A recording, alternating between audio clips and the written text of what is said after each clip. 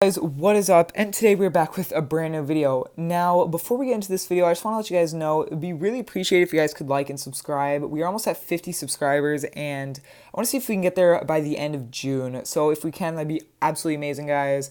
So anyway, without further ado, let's get right into this review.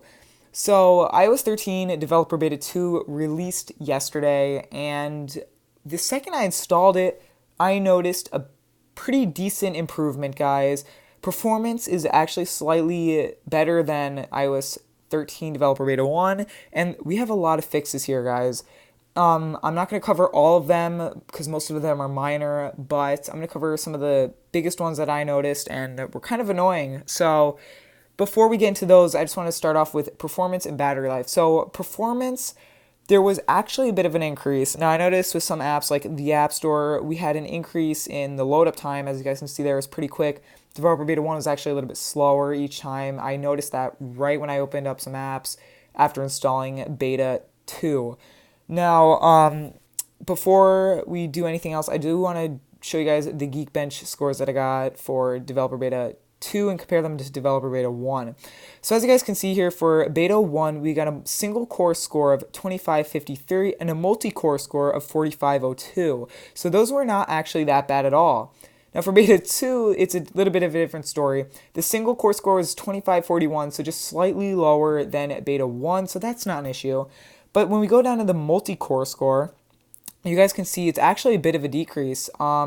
We have 4368 compared to 4502, so a little bit interesting there. I don't know if that's just, because my phone at the time was warming up, so what'll happen is next time my phone's at 100%, I will run the Geekbench score again, or test, and we'll see what we come out with. I don't expect it to be actually that bad. I think that it'll be a little bit higher than it was when I ran it the first time. So yeah, so anyway, so now let's get into the battery. So Developer Beta 1 did have a battery drain, and of course that was expected for a first developer beta of a major iOS release, iOS 13 of course, and it was pretty bad. I'll be honest with you guys. The battery, there was definitely a noticeable drain. I was getting like late, or I'll say like late 50s to early 50s to late 50s is about right at the end of the day, and it actually got gradually worse, and eventually my phone just broke. I'll have the link to that video at the end and right here actually.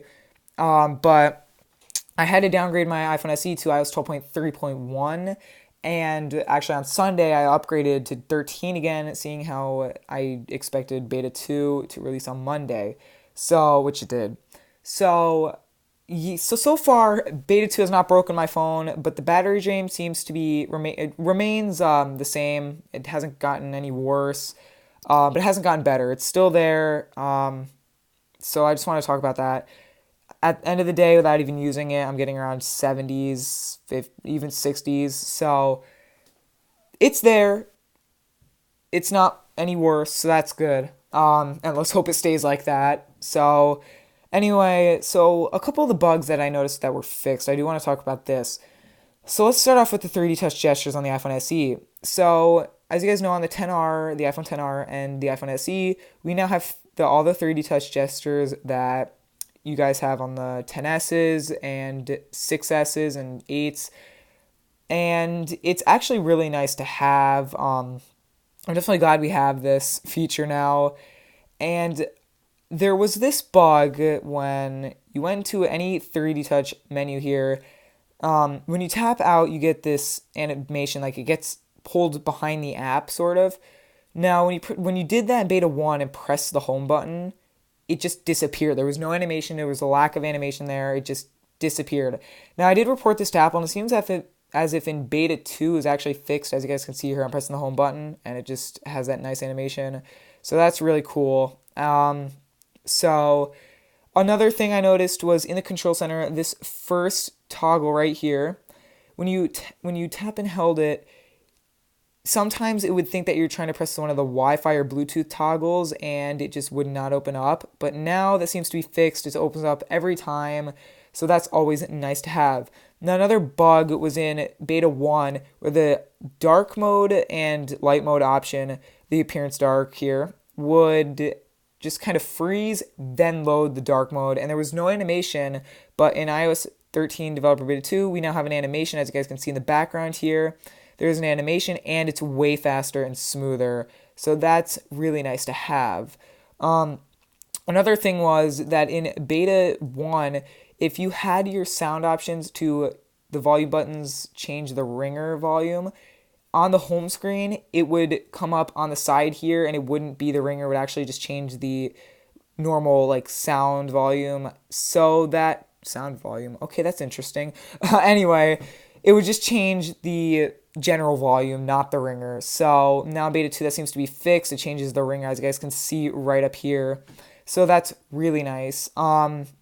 So there's still some bugs here and there. Like if we go into wallpaper, this is here in Beta 1. There is no wallpaper previews there. Very weird. But I guess, all these bugs are expected still. It's, second developer beta.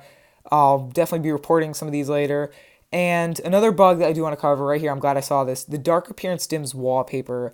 This toggle was a pain in Beta 1.